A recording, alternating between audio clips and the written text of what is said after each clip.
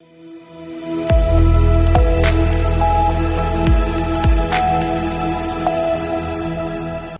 के बाद एक बार फिर से आपका स्वागत है यूपी बुलेटिन में, जहां हम शुरुआत करेंगे आजमगढ़ से, जहां थाना जहानागंज थाना क्षेत्र के कुंजी गांव निवासी देवेंद्र पुत्र सुरजन राम की ट्रेन हादसे में हुई मौत। और साथ ही बात होगी बदायूं की, जहां सावन महीने के अवसर पर सेवा और मानवता की मिसाल देखने को मिली।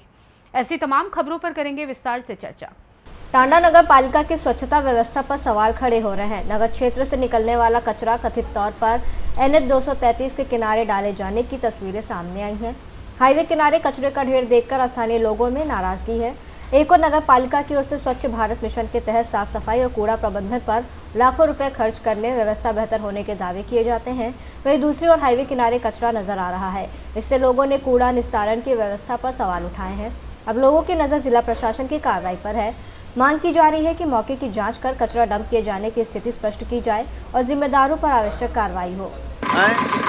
ये कहाँ से करवाई थे? लिखा पढ़ी में है, तब यहाँ क्यों गिरा रहे आप लोग?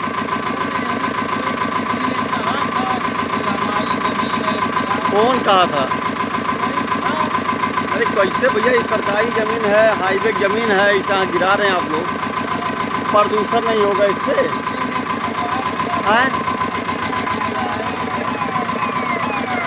बताइए। अंबेडकर नगर से सीनियर संवाददाता अजय कुमार उपाध्याय की रिपोर्ट। इगलास नगर में बढ़ते अतिक्रमण और जाम की समस्या को देखते हुए प्रशासन ने कार्रवाई तेज कर दी है। ज्वाइंट मजिस्ट्रेट आयुष जायसवाल और पुलिस क्षेत्राधिकारी कमलेश कुमार के नेतृत्व में चलाए गए अभियान में निर्देशों की अवहेलना करने पर 5 टिर्री और 1 टेम्पो सीज कराए गए। अधिकारियों ने टिर्री टेम्पो चालकों और फल विक्रेताओं को मुख्य चौराहे से 150 मीटर की दूरी पर वाहन और फल की ढकेल खड़ी करने के निर्देश दिए थे।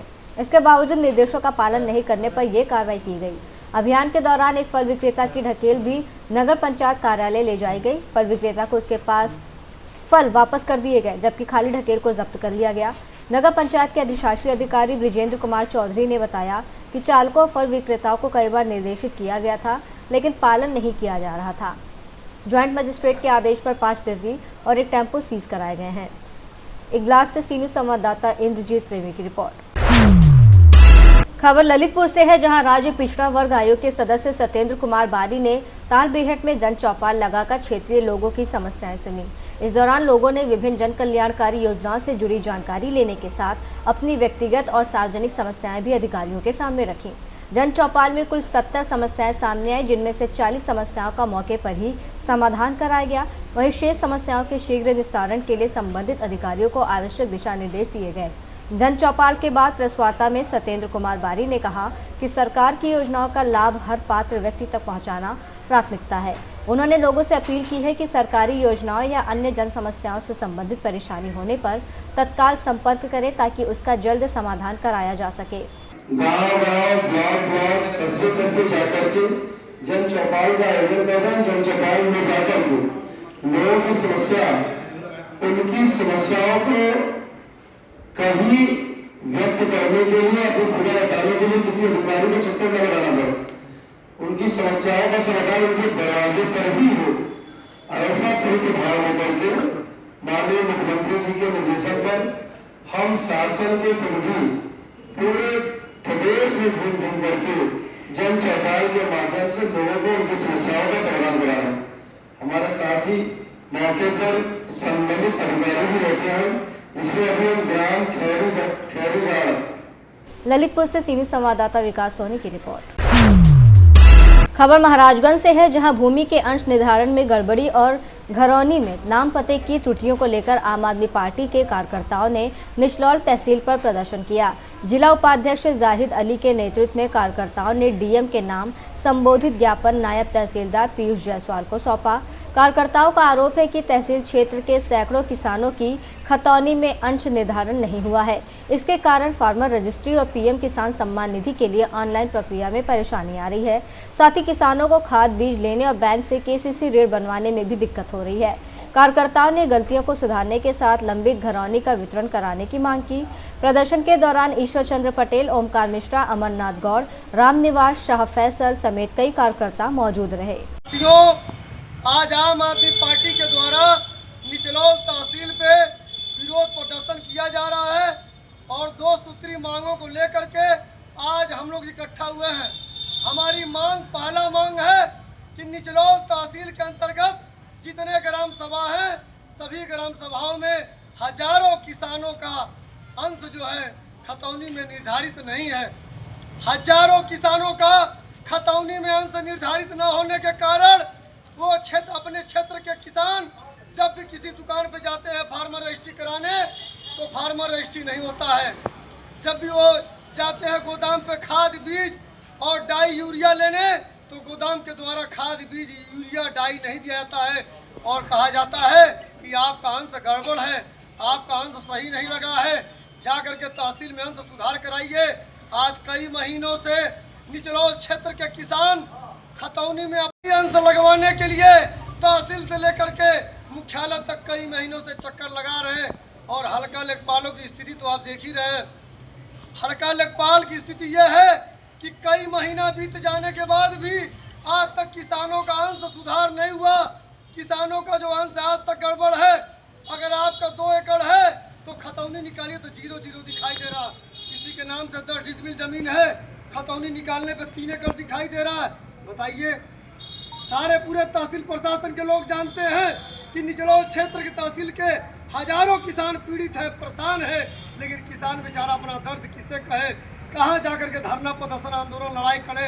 आप क्षेत्र के तमाम किसानों की समस्याओं को लेकर के आज आम आदमी पार्टी डीएम के नाम से निचलौल तहसील पे ज्ञापन देने जा रही है और हम विरोध प्रदर्शन कर रहे हैं। हमारी मांग है कि तहसील में तत्काल जिन किसानों का अंश गड़बड़ हुआ है तत्काल सुधार किया जाए। महाराजगंज से सीनियर संवाददाता अरुणेश कुमार गुप्ता की रिपोर्ट। खबर प्रयागराज से है, जहां भाजपा नेता सतीश महाना से जुड़े एक वायरल वीडियो को लेकर कांग्रेस कार्यकर्ताओं ने विरोध प्रदर्शन किया है। कांग्रेस का आरोप है कि 15 अगस्त को राष्ट्रीय गान के दौरान सतीश महाना द्वारा उसका अपमान किया गया। मामले को लेकर कांग्रेस कार्यकर्ताओं ने प्रयागराज के सिविल लाइंस स्थित पत्थर गिरजाघर पर धरना दिया। इसके बाद कमिश्नर प्रयागराज के नाम संबोधित ज्ञापन सिविल लाइंस थाना प्रभारी राम आश्रय को सौंपा गया। कांग्रेस कार्यकर्ताओं ने सतीश महाना के खिलाफ कड़ी कार्रवाई की मांग की। इस दौरान कांग्रेस नेता परवेज अख्तर अंसारी ने भाजपा पर जमकर निशाना साधा। क्या कहना चाहेंगे जिस तरह से आज आप लोगों ने पत्थर गिरजाघर धरना स्थल पर धरना दे करके एक थाना सिविल लाइंस प्रभारी को ज्ञापन सौंपा है, क्या कुछ मांग है और किस तरह का प्रदर्शन रहा है? ये धरना उत्तर प्रदेश की विधानसभा के अध्यक्ष जो संवैधानिक पद पर बैठे हुए हैं माननीय सतीश महाना जी के द्वारा जिस तरह से राष्ट्रगान का अपमान किया गया कि उसी दौरान वो सभा स्थल को छोड़ करके राष्ट्रगान पूरा भी नहीं हुआ था और वो जाने लगे। ऐसी स्थिति में राष्ट्रगान का अपमान ही नहीं बल्कि ये पूरे हिंदुस्तान जो तिरंगा हमारी आन बान और शान है उसका अपमान किया। इसको कांग्रेस पार्टी कतई बर्दाश्त नहीं कर सकती है और कांग्रेस पार्टी ही नहीं पूरे हिंदुस्तान का जो एक एक हिंदुस्तानी है वो इसको कतई बर्दाश्त नहीं करेगा। इसी के खिलाफ हम लोग पूरे आज उत्तर प्रदेश में समस्त जिलों में ये बात कहने के लिए आए हैं कि इनके सतीश महाना जी के खिलाफ एफआईआर दर्ज कर सुसंगत धाराओं में एफआईआर दर्ज कर और कार्यवाही कितना समय दिया है आपने दर्ज करने के लिए। उनको समय क्या वो तो अभी कह रहे हैं कि हम सीपी साहब के पास भेजेंगे और हम समझते हैं कि वो 24 घंटे 48 घंटे के अंदर उनका कुछ न कुछ नज़रिया साफ हो जाएगा और अगर एफआईआर हो जाती है तो कोई बात नहीं है। Harikesh Tripathi, coordinator Uttar Pradesh Congress committee. आज पत्थर गिरजाघर पर किस तरह का आप लोगों ने प्रदर्शन किया और क्या कुछ आप लोगों की मांग है? देखिए, भारतीय जनता पार्टी आरएसएस का जो उनका रूप था पिछले जब से देश की आज़ादी से लेके आज तक, आज वो सत्ता में है लेकिन उनके अंदर कहते नहीं दिलों में जो पाप होता है वो उजागर होता है। उनको देश से कोई लेना देना नहीं। देश की जब जंग आज़ादी की लड़ाई लड़ी जा रही थी तब ये अंग्रेज़ों के मुखबिर थे और हमारे देश का हर कौम का, हर बिरादरी का आदमी इस देश के लिए कुर्बानी दिया है। भारतीय जनता पार्टी आरएसएस का ये फंडा हमेशा रहा है कि उनको देश से कोई मतलब नहीं है, उनको लड़ाओ और देश उजाड़ो, यही उनका फंडा है। मैं आज उस क्रम में सतीश महाना जी ने हमारे राष्ट्रगान के दौरान, जबकि राष्ट्रगान का हमारा जो सम्मान है, हम सावधान खड़े होके उसको सुनते हैं और जब तक उस सावधान हटने के बाद तब हम अपने अपने तरफ मूव करते हैं। भारतीय जनता पार्टी आरएसएस का यही पुराना फंडा है। इनके लिए आप यही समझ लीजिए कि इनका जो चरित्र है और चेहरा वो आज सामने उजागर हुआ है। हमारे उत्तर प्रदेश कांग्रेस कमेटी के आह्वान पर आज हम लोगों ने पत्थर गिरजा पर अपने समस्त कांग्रेस के साथियों के साथ एक धरना दिया है और शासन से मांग की है कि उनके खिलाफ तत्काल प्रभाव से एफआईआर दर्ज की जाए। किनके नाम आप लोगों ने थाना प्रभारी को ज्ञापन सौंपा है? मैंने ज्ञापन सौंपा है पुलिस कमिश्नर के नाम से कि उनके खिलाफ तत्काल प्रभाव से मुकदमा कायम किया जाए। हमारे तमाम सारे कांग्रेस के सीनियर लीडर, हमारे तीनों पार्षद, हमारे सारे फ्रंटल ऑर्गेनाइजेशन के सारे लोग मौजूद थे। मैं सबको धन्यवाद देता हूं और भारतीय जनता पार्टी जो कि अंग्रेजों की मुखबिर थी, मैं बार बार कहता हूं, इनका वही हाल है। एक शेर के साथ अपनी बात खत्म करता हूं, धोखे की मोहब्बत से अदावत बेहतर और बिगड़ी हुई दानिश से हिमाकत बेहतर और 100 बार गुलामी से बगावत बेहतर। एक आखिरी सवाल है सुधीर जी, जैसे अगर आपके ज्ञापन देने के बाद भी अगर किसी प्रकार सरकार कोई कानूनी कार्रवाई नहीं करती तो आप लोग किस तरह का अगला कदम उठाएंगे? मैं अगला कदम, हम एक कांग्रेस पार्टी एक संवैधानिक पार्टी है और हम एक अपने शीर्ष नेतृत्व के अगले कदम का इंतजार करेंगे। जो हमारा शीर्ष नेतृत्व डिसाइड करेगा, हम तो एक छोटे से कांग्रेस के कार्यकर्ता हैं, हम उसका पालन करेंगे। फुज़ैल हाशमी, अध्यक्ष शहर कांग्रेस कमेटी प्रयागराज। आप लोगों ने धरना दे करके एक सिविल लाइन थाना प्रभारी को ज्ञापन सौंपा है, वो ज्ञापन किनके नाम था और क्या कुछ आप लोगों की मांग थी? ये 15 अगस्त की एक घटना है कि उत्तर प्रदेश के विधानसभा के अध्यक्ष सतीश महाना जी जो संवैधानिक पद पे बैठे हुए हैं, वो उन्नाव के कार्यक्रम में जाते हैं और झंडा फहराते हैं और राष्ट्रगान शुरू होता है और वहाँ से वो उठ करके और गाड़ी में बैठ जाते हैं। तो भारत के राष्ट्रगान और राष्ट्र के झंडे का अपमान हुआ है, जिस पर उत्तर प्रदेश कांग्रेस कमेटी के आह्वान पर पूरे प्रदेश में आज धरना प्रदर्शन के माध्यम से सतीश महाना के खिलाफ मुकदमा लिखने के लिए प्रार्थना पत्र दी गई है। यहाँ इलाहाबाद में भी उसी कड़ी में कार्यक्रम हुआ है। तो ये भारतीय जनता पार्टी की कोई नई अपमान की बात नहीं है, चाहे वो आज़ादी के समय की बात हो, चाहे आज़ादी के बाद की समय हो।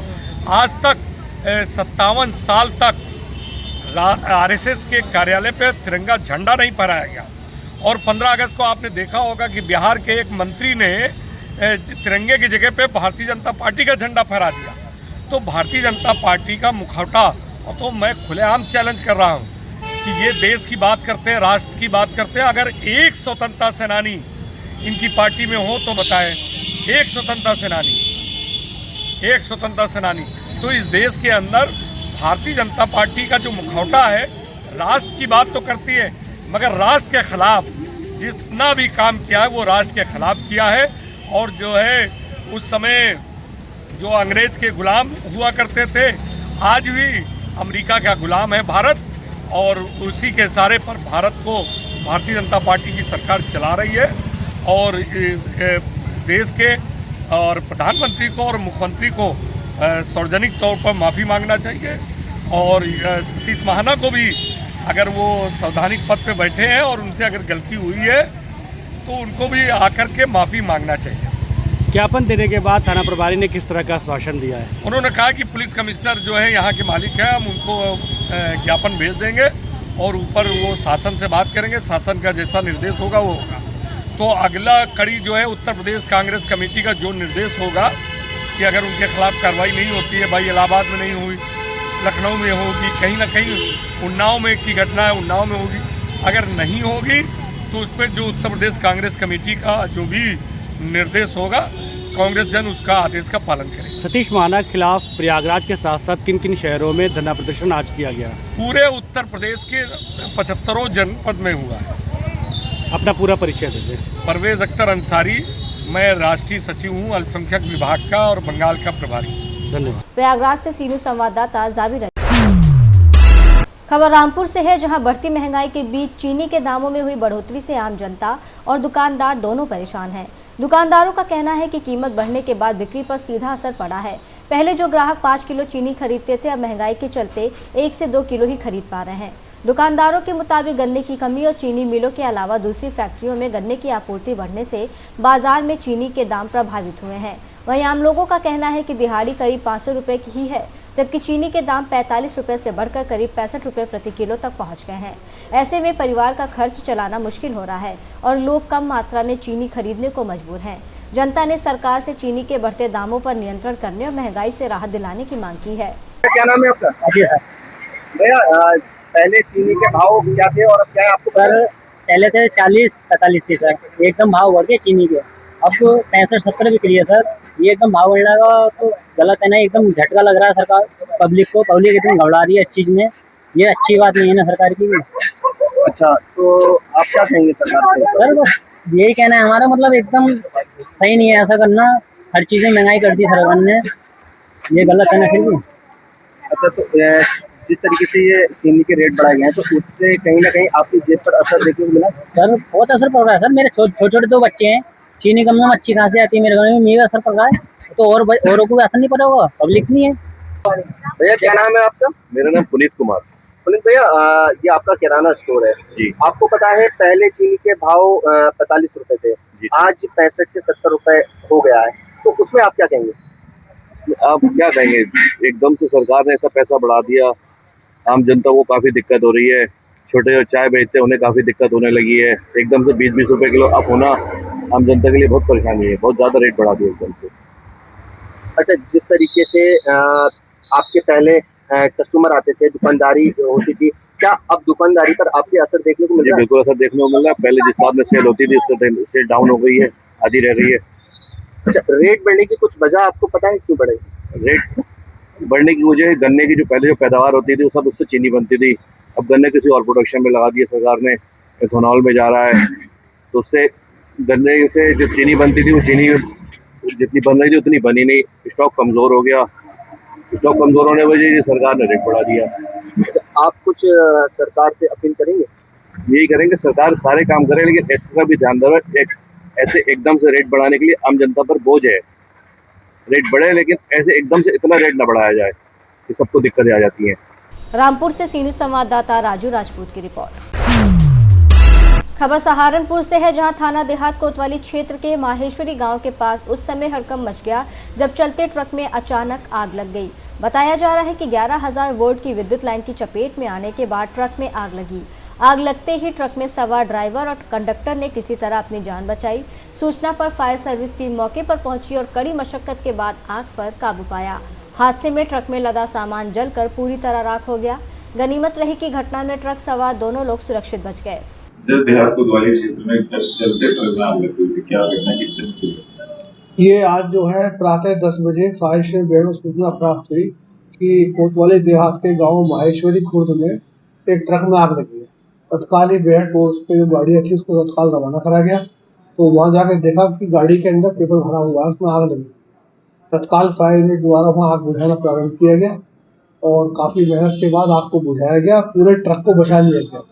ट्रक के अंदर जो सामान था केवल वही जला है और ये बाद में जो हमारे द्वारा जो जांच की तो पता लगा ये ट्रक जो पानीपत से कोतवाली देहात के गांव जो है बिजोपुरा में जा रहा था, इसके अंदर पेपर भरा हुआ था और ये आग हमारी यूनिट की तत्परता से बहुत जल्दी वहाँ पहुँचकर आग को बुझाया गया, जिससे कि पूरे ट्रक को बचा लिया। सहारनपुर से सीनियर संवाददाता अथर हुसैन की रिपोर्ट। सदर बाजार थाना क्षेत्र के रेलवे रोड पर सोमवार को सैकड़ों साल पुरानी एक इमारत अचानक भरभरा कर गिर गई। इमारत गिरते ही इलाके में धूल का गुबार फैल गया और आसपास अफरा तफरी मच गई। गनीमत रही कि हादसे में किसी के हताहत होने की सूचना नहीं है। जानकारी के मुताबिक इमारत 100 साल से भी ज्यादा पुरानी थी और पिछले करीब 6 महीने से उस पर ताला लगा हुआ था। इस घटना की सूचना के बाद मौके पर पहुंची जेसीबी की मदद से मलबा हटाया गया। मलबे के नीचे दबी एक मोटरसाइकिल और एक एक्टिवा को भी बाहर निकाला गया। घटना सदर बाजार थाना क्षेत्र के रेलवे रोड की है। हादसे के बाद स्थानीय लोगों में पुरानी और जर्जर इमारतों को लेकर चिंता बढ़ गई है। सहारनपुर से सीनियर संवाददाता अथर हुसैन की रिपोर्ट। खबर सहारनपुर से है, जहां थाना सरसावा पुलिस ने मालिक के घर से सोने चांदी के जेवर चोरी करने के मामले का महज 12 घंटे में खुलासा करते हुए आरोपी को गिरफ्तार कर लिया। पुलिस ने आरोपी की निशानदेही पर चोरी किए गए बड़ी संख्या में सोने चांदी के आभूषण भी बरामद किए हैं। पूछताछ में आरोपी ने बताया कि वो पवन कुमार के यहाँ नौकरी करता था और उसने पवन की पत्नी को सेफ में जेवर रखे हुए देखा था। इसके बाद लालच में आकर उसने 22 अगस्त को जेवर चोरी कर लिए। पुलिस के मुताबिक वह चोरी के कुछ जेवर बेचने के लिए ग्राहक की तलाश कर रहा था, तभी उसे गिरफ्तार कर लिया गया। जी सर, सरसावा पुलिस ने चोरी की घटना को खुलासा किया है। बताया था लाखों की चोरी थी, किस तरीके से इसने घटना को अंजाम दिया था, क्या कुछ बरामदगी इससे हुई है और कैसे उस अंजाम तक इसने घटना को पहुंचाया है? देखिए, दिनांक 23/8/2026 को थाना सरसावा में एक घर में नकबजनी की सूचना पुलिस को प्राप्त हुई। तत्काल मौके पर वरिष्ठ अधिकारियों द्वारा मौके का स्थलीय निरीक्षण कर फील्ड यूनिट के द्वारा साक्ष्य संग्रह की कार्रवाई कर हमने 3 टीमें इस घटना के सफल अनावरण में लगा दी थी। मुझे यह बताते हुए आपको बहुत खुशी हो रही है कि सीओ पवन कुमार के नेतृत्व में एसओ प्रवेश की टीम द्वारा 12 घंटे के अंदर इसमें हमने 100% रिकवरी, जिसमें तकरीबन 30 लाख का सामान, जिसमें मुख्यतः सोने एवं चांदी के गहने, इसकी सफल रिकवरी कर ली है। और जो अभियुक्त था, इनके यहाँ जो नौकर था अभियुक्त, जिसका नाम विजय उर्फ ब्रिजेश है, उसकी भी हमने गिरफ्तारी की है और उसने अपना जुर्म कबूला है और सभी सामान पुलिस को उसके कब्जे से मिला है। तो ये एक बड़ी कार्रवाई है, क्योंकि इतनी बड़ी रिकवरी है, बहुत कम समय में हमने इतनी बड़ी रिकवरी हासिल की है, जिसके लिए पवन और उनकी टीम बधाई के हकदार है। कब से इनके यहाँ काम कर रहा था और कब से रेकी कर रहा था ये सामान? देखिए, जो पूछताछ में पता चला है, तकरीबन 8 महीने से यह इनके काम कर रहा था। क्योंकि इनके लगातार काम करता था, इसको जानकारी हो गई थी इनके यहाँ सेफ में कहाँ कितना सामान पड़ा रहता है, उसकी कितनी चाबी है। तो घटना के दिनांक इसने मौका पाकर पिछले 1 हफ्ते से यह इस प्रयास में था कि इसे मौका मिले, और घटना का दिन इसे जब मौका मिला तो इसने एक बड़ा हाथ साफ कर लिया। तब क्या फील करें जनपद वासियों जो इस तरह अपने घरों में इस तरह के नौकर रखते हैं और वो घटना को अंजाम देते हैं? हालांकि ये कामयाब नहीं हो पाए भागने में, लेकिन कुछ लोग जो है जो पैसा लेकर इस तरह की चीजें लेकर भाग गया। देखिए, सबसे पहले तो मेरा यही अनुरोध है कि यूपी कॉप ऐप के माध्यम से जितने भी आप अपने डोमेस्टिक सर्वेंट्स रखते हैं, उनका कैरेक्टर वेरिफिकेशन पुलिस के द्वारा जरूर कराएं। इसमें टाइम बाउंड प्रोसेस है, जो सिटीजन चार्टर है हमारा, उसके तहत इसमें 14 दिन के भीतर पुलिस कटिबद्ध है कि हम आपके जो भी नौकर है उसका हम कैरेक्टर वेरिफिकेशन करेंगे, उसके बाद ही किसी नौकर को रखें।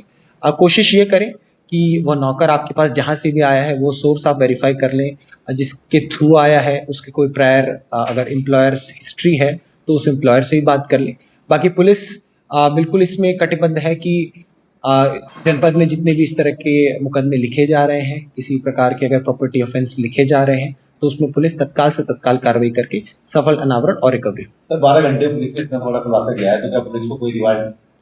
जी हाँ, पुलिस को इसमें रिवॉर्ड जरूर दिया जाएगा और मेरी तरफ से इसमें संस्तुति की जाएगी कि क्योंकि इनकी टीम द्वारा एक बहुत ही भारी रिकवरी की गई है। तो जो भी उचित पारितोषिक है वो पुलिस को और इनकी टीम को जरूर प्रदान किया जाए। सहारनपुर से सीनियर संवाददाता सलमान खान की रिपोर्ट। खबर संभल से है, जहां श्रावण के अंतिम सोमवार को लेकर संभल पुलिस पूरी तरह अलर्ट नजर आई। श्रद्धालुओं की सुरक्षा और सुगम दर्शन पूजन व्यवस्था सुनिश्चित करने के लिए पुलिस अधीक्षक विकास चंद्र त्रिपाठी खुद मौके पर पहुंचे। एसपी ने सादात बाड़ी स्थित शिव मंदिर का भ्रमण कर जल लेकर आने वाले श्रद्धालुओं की व्यवस्थाओं का जायजा लिया। उन्होंने मंदिर परिसर से लेकर श्रद्धालुओं की आवाजाही तक सुरक्षा व्यवस्था को बारीकी से परखा। श्रावण के अंतिम सोमवार पर बड़ी संख्या में श्रद्धालुओं के पहुंचने को देखते हुए पुलिस प्रशासन ने सुरक्षा और भीड़ प्रबंधन के विशेष इंतजाम किए हैं। एसपी ने स्पष्ट किया कि श्रद्धालुओं की आस्था और सुरक्षा के साथ साथ कानून व्यवस्था बनाए रखना पुलिस की प्राथमिकता है। संभल में अंतिम सोमवार पर पुलिस की मुस्तैदी साफ दिखाई दी। संभल से सीनू संवाददाता राहुल की रिपोर्ट। फिलहाल के लिए इस खास बुलेटिन में बस इतना ही। देश दुनिया की तमाम बड़ी खबरों को जानने के लिए जुड़े रहिए सी न्यूज़ भारत के साथ। हर खबर आपके साथ, आपके हाथ।